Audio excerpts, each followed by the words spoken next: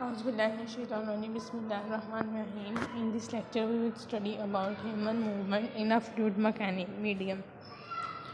So, we should first study about the fluid definition, fluid properties and types, buoyancy and factors affecting it, drag force.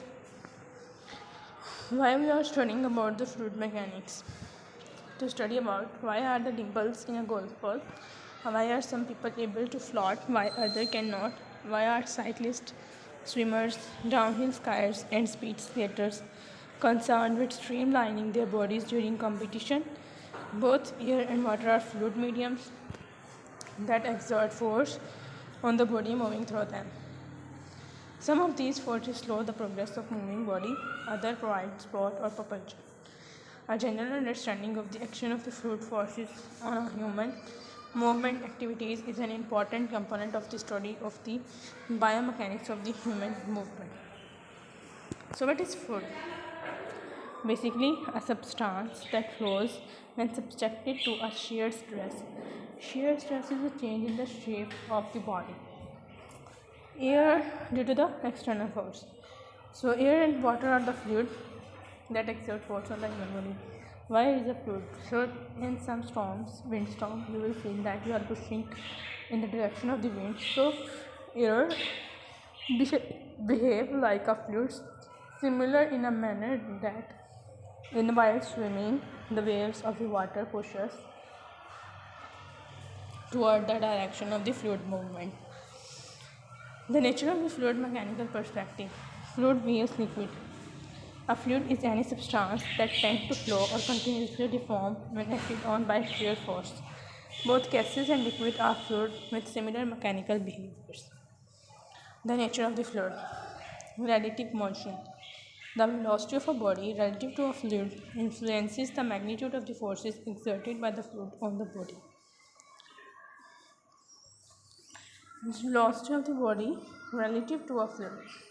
जो हमारी body की velocity होती है, जिस speed से हम मूव कर लेते हैं, रिलेटिव टू द फ्लूइड, जो कि फ्लूइड की वेलोसिटी होती है, उससे influences the magnitude of the forces को इन्फ्लुएंस करती है that exerted by the fluid on the body, जो कि फ्लूइड हमारी बॉडी के ऊपर लगा रहा है.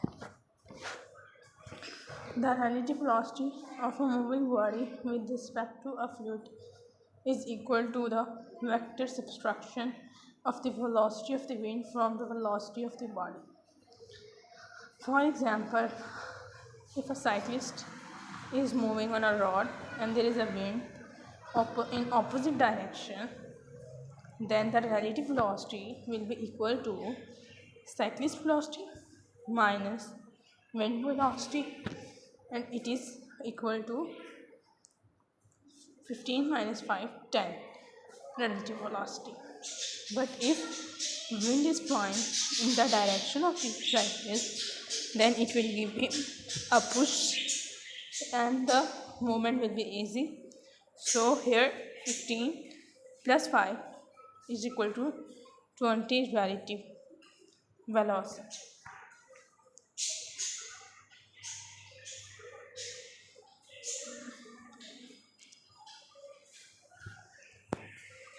Next, nature of fluid.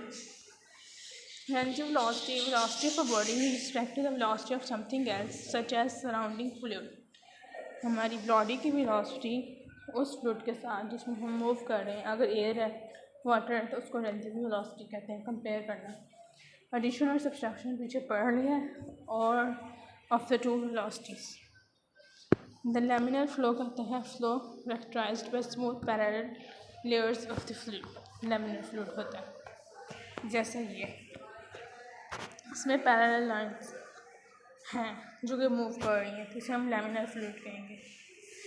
जबकि टर्बुलेंट फ्लो क्या होता है, जब हम एक बोट के अंदर सवार होते हैं तो उसके इर्द गिर्द तो हमारे पास लैमिनर फ्लो बनता है, लेकिन पीछे एक साइड पे टर्बुलेंट फ्लो बनता है, क्योंकि वहाँ पे लैमिनर नहीं होता, वहाँ पे वेव्स जो होती हैं आपस में एक दूसरे टकरा होते हैं, उनका कोई सीधा फ्लो नहीं होता, वो इरेगुलर होते हैं. So when an object moves with sufficiently high velocity relative to surrounding fluid, अगर हमारी velocity ज़्यादा है then the layer of the fluid near the surface of the object mix and the flow is termed as turbulent. हमारी की जो layers होंगी mix up हो जाएंगी, उसे हम टर्बुलेंट कहेंगे। Laminar flow and turbulent flow are distinct categories, दोनों डिफरेंट हैं। In the case of human body during swimming, flow is neither completely laminar nor completely turbulent but transitional between the two. इसलिए क्योंकि जब हम swim कर रहे होते हैं तो जो हमारी बॉडी होती है सीधे जा रही है, यहाँ पे पैरेलल लाइन्स होंगी, इसको हम कहेंगे ये लैमिनार फ्लो हो रहा है। लेकिन पीछे इस साइड पे कभी इधर पुश हो रहा है, जबकि इसके ऑपोजिट जो फ्लूइड का पुश है वो इधर हो रहा है, इधर मिक्सअप हो जाएगा वाटर। ऐसे भी बोट में भी होता है, ऐसे इधर भी मिक्सअप हो रहा होगा वाटर। लेकिन जहाँ से हमारी बॉडी मूव कर रही है वहाँ पर थोड़ी देर के लिए हमें लैमिनार फ्लूइड नज़र आएगा। सो अगर हम कहाँ थे, यहाँ, ठीक है। डेंसिटी किसे कहते हैं? Density is defined as mass divided by volume, ratio of weight to volume. Density जो मास और वॉल्यूम को डिवाइड करने से मिलती है डेंसिटी, कितनी डेंस है बॉडी। लेकिन अगर हम वेट को वॉल्यूम के साथ, मास और वेट में फ़र्क होता है, वेट में ग्रेविटी भी आ जाती है, अगर हम वेट को वॉल्यूम के साथ डिवाइड कर दें तो हमारे पास स्पेसिफिक वेट आता है। The denser and heavier the fluid medium surrounding a body, the greater is the magnitude of forces the fluid exert on the body. जितना ज़्यादा फ्लो या डेंस होगा, जितना ज़्यादा वेट होगा हम फ्लूइड का, उतना ही ज़्यादा हैवी प्रेशर वो डाल रहा होगा उस बॉडी पे जो कि उसके अंदर फ्लो कर रही है। Viscosity is the property of the fluid involve internal resistance of the fluid to the flow. अब हम किसी भी चीज़ में मूव तभी कर सकते हैं जब ये अपोजिट फ्रिक्शन लगी हो। फ्रिक्शन का हमने कंसेप्ट पढ़ा है, तो इंटरनल रेजिस्टेंस जो होता है उसे विस्कोसिटी कहते हैं।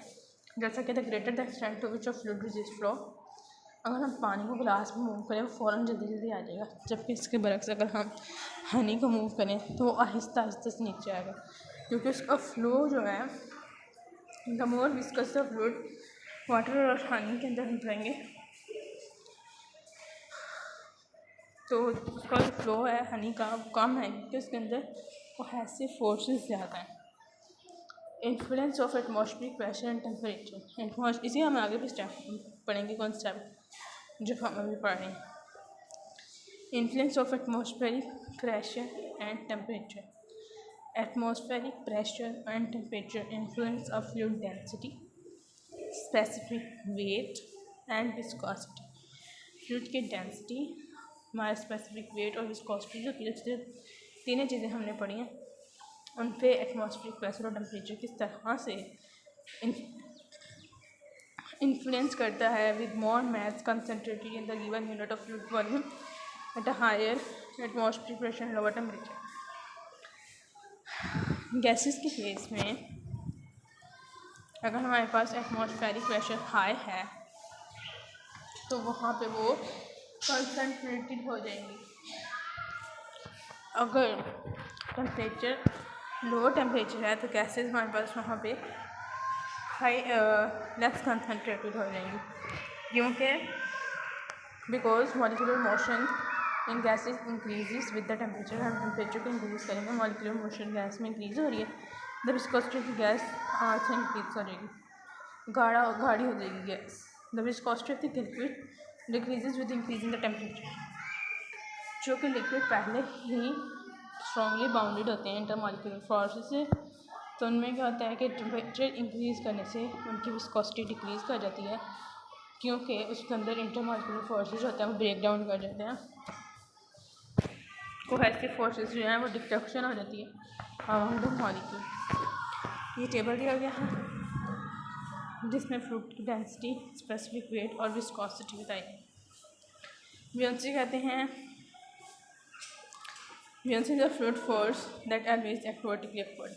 जो पानी ऊपर, हम अगर लकड़ी गिराएं पानी के अंदर तो पानी ऊपर जो फोर्स लगाता है नीचे से पुश देता है लकड़ी को ऊपर फ्लोट करने के लिए, उसे हम ब्योंसी कहते हैं। Archimedes principle state that the magnitude of the buoyant force acting on a given body is equal to the weight of the fluid displaced by the body. जितना ज़्यादा घेरा होगा बॉडी ने फ्लूइड के सरफेस को, उतना ही ज़्यादा बायोंट फोर्स होगा. The latter factor is calculated by multiplying specific weight of the fluid by the volume of the portion of the body that is surrounded by the buoyant force. जो है वो volume of the body को देख के हम बनाते हैं. Volume of the body को वेट ऑफ द बॉडी से मल्टीप्लाई करके हमारे पास हमें पता चल जाएगा कितना इस पर बायोंट फोर्स लग रहा है.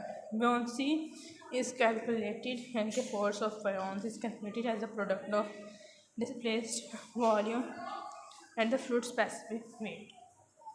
The more dense the surrounding fluid, the greater is the magnitude of the buoyant force. जितना ज़्यादा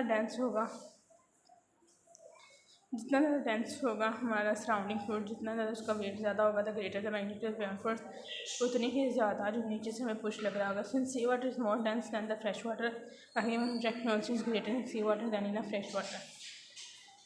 सी वाटर में नमकियात होते हैं, उसमें पानी का जो होता है वेट वो ज़्यादा होता है क्योंकि उसमें नमकियात आ जाते हैं और बहुत सी चीज़ें आ जाती हैं. तो उसमें क्या होता है कि इंसान के डूबने का खतरा कम होता है. लेकिन अगर इंसान को फिर भी तैरना नहीं आता तो people who can not float in swimming pool may float अर्थात Great Salt Lake in which the density of the water surpasses even that of sea water. और हाथ में ऐसा है कि आपको अगर स्विमिंग नहीं करनी आती, आप सिंपल वाटर में जंप करो, वाटर खुद ब खुद आपको नीचे से बायोंट फोर्स देगा और आप ऊपर फ्लोट करना शुरू हो जाओगे, क्योंकि उसके अंदर जो वाटर है उसका वेट बहुत ज़्यादा है, क्योंकि इसमें बहुत ज़्यादा सॉल्ट होता है even than that of sea water. Because the magnitude of buoyant force is directly related to the volume of the submerged object. The point at which the buoyant force acts is the center of the volume, which is also known as center of buoyancy. Because the magnitude of the buoyant force is directly related to the volume of the submerged object, नीचे से force उतना ही लगेगा जितने के हमारी body पर submerge की होगी, बॉडी का वॉल्यूम होगा. The point at which the buoyant force act is the centre of volume which is also known as centre of buoyancy. The centre of volume is the point around which a body volume is equally distributed. कैसे? The ability of a body to float in a fluid medium depend on the relationship between the body buoyancy and its weight. ये हमें पहले पढ़ रही है कि जितना wait होगा उतनी नीचे से फोर्स लगेगी.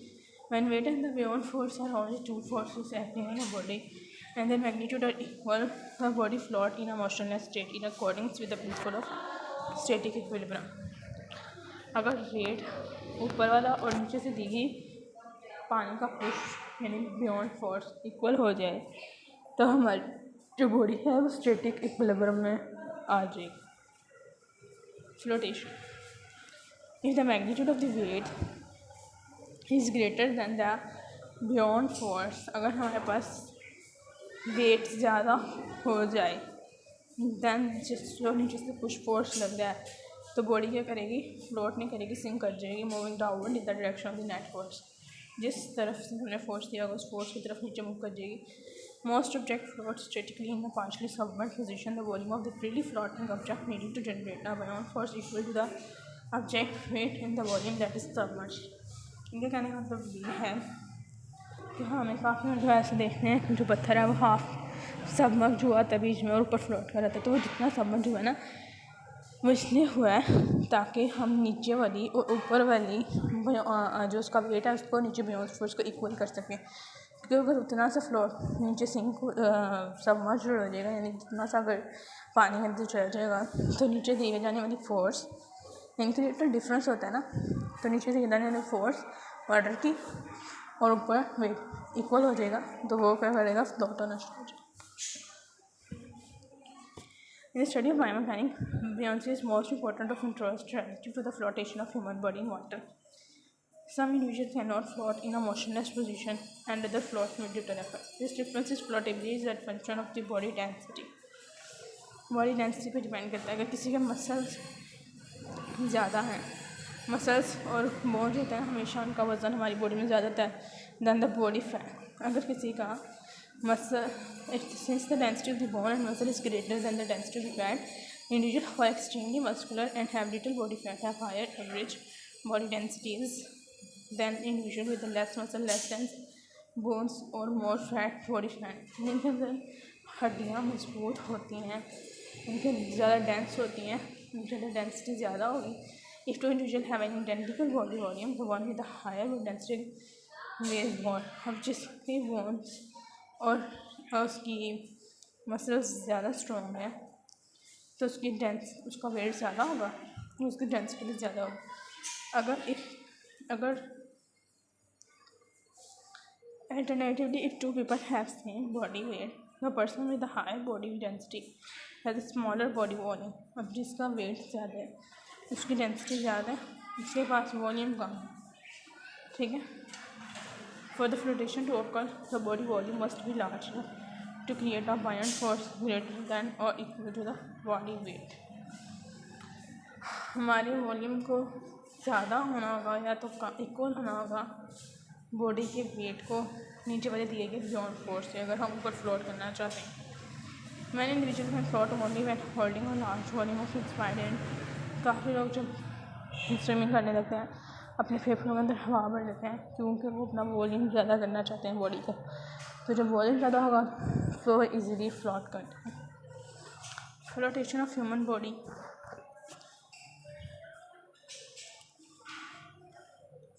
अच्छा, एक बॉडी की सेंटर ऑफ ग्रेविटी होती है, एक सेंटर ऑफ वॉल्यूम होता है.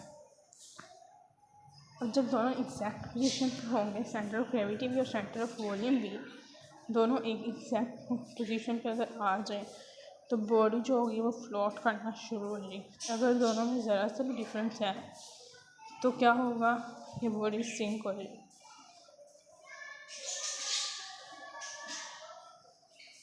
ज़्यादातर ऐसा होता है कि सेंटर ऑफ ग्रेविटी नीचे होती है सेंटर ऑफ वॉल्यूम से, क्योंकि लार्ज वॉल्यूम होता है relatively small weight of body. Lung जितना ज़्यादा लंग का वेट कम होगा उतना उसका वॉल्यूम ज़्यादा होगा. तो इसलिए सेंटर ऑफ ग्रेविटी जो है वो नीचे होती है, सेंटर ऑफ वॉल्यूम ऊपर होता है. जो हमारा वेट होता है वो सेंटर ऑफ ग्रेविटी पे एक्ट करता है और जो बयान्सी होती है उसने डिपेंड करना होता है सेंटर ऑफ वॉल्यूम पे. तो टॉर्क क्रिएट हो जाता है. फिर अगर दोनों इक्वल आना टॉर्क क्रिएट हो जाता है, जिसकी वजह से क्या होता है, ये ना बॉडी को मूव कर देते हैं. Torque is creating that rotate the body को मूव कर देते हैं, जिसकी वजह से स्विमिंग करना मुश्किल हो जाता है. इसलिए टॉर्क को कम करने के लिए हमें सेंटर ऑफ ग्रेविटी और सेंटर ऑफ वॉल्यूम को एक पोजीशन पे करना होता है. In order for a body to float, the buoyant force is generate must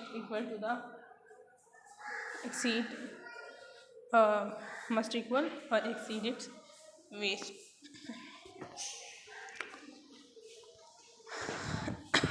इसमें देखें टॉर्क क्रिएट हो गया, इसका मुंह नीचे की तरफ. इसमें देखें इसने अपनी बियॉन्ड फोर्स को और वेट को सेंटर ऑफ ग्रेविटी को एक पॉइंट पे किया हुआ है, इसलिए इसका मुंह ऊपर ही देगा. इसमें इंसान सेफली स्विम कर सकता है. Flotation of human body. When beginning swimmers try to float on their back, they typically assume a horizontal body position. Once the swimmer relaxes, the lower end of the body sinks because of acting torque. Other strategies that a swimmer can use to reduce the torque on a body when entering a back float position include extending the arms backward in the water above the head and flexing the knees. Both techniques elevate the location of center of gravity, positioning it closer to the center of volume. During swimming with the front large stroke, the center of buoyancy is shifted towards the feet when the recovery arm and the part of the head are above the surface of the water. This is recovery arm and this is head. At this point in the stroke cycle, the buoyant torque tend to elevate the feet rather than reverse. Feet को elevate करेगी, ऊपर की तरफ लेके जाएगी. जो force होगी, जो एक्स्ट्रा होगी ना, वो फीट पे लग जाएगी रादर देन कि उसको नीचे की तरफ पुल करें. जो ड्रैग फोर्स होता है उसे हम कैलकुलेट कर सकते हैं ड्रैग फोर्स वो रेजिस्टेंस होता है जो हम किसी भी फ्लूइड में मूव करते हैं हमें लगता है। वो हम कैलकुलेट करते हैं Ft/2 CdP CD जो है हमारे पास कोएफिशिएंट ऑफ ड्रैग, P जो है डेंसिटी ऑफ फ्लूइड, AP है area surface area of the body और V स्क्वायर जो है relative velocity of the body with respect to fluid. Coefficient of drag उतना ज़्यादा होगा जितना ज़्यादा हम उसको रेजिस्टेंस देंगे, तो उसका कोई यूनिट नहीं होता। ये डिपेंड करता है शेप पे और हमारी बॉडी की ओरिएंटेशन पे। अगर बॉडी की शेप स्ट्रीमलाइन है तो उस पर कम रेजिस्टेंस देंगे। अगर इरेगुलर शेप है, कोई चीज़ फेंकते हैं कोई जिसकी शेप सही नहीं है तो उस पर ज़्यादा रेजिस्टेंस लगेगा। ज़्यादातर तब देखते हैं लगता है जब हम डिफरेंट स्पॉट्स में स्विमिंग में तो नहीं ज़्यादा लगता क्योंकि हमारी बॉडी स्विमिंग में जाने के लिए लाजमी है कि स्ट्रीमलाइन हो। सो ये इस पॉइंट पे हमारे पास ज़्यादा लग रहा है।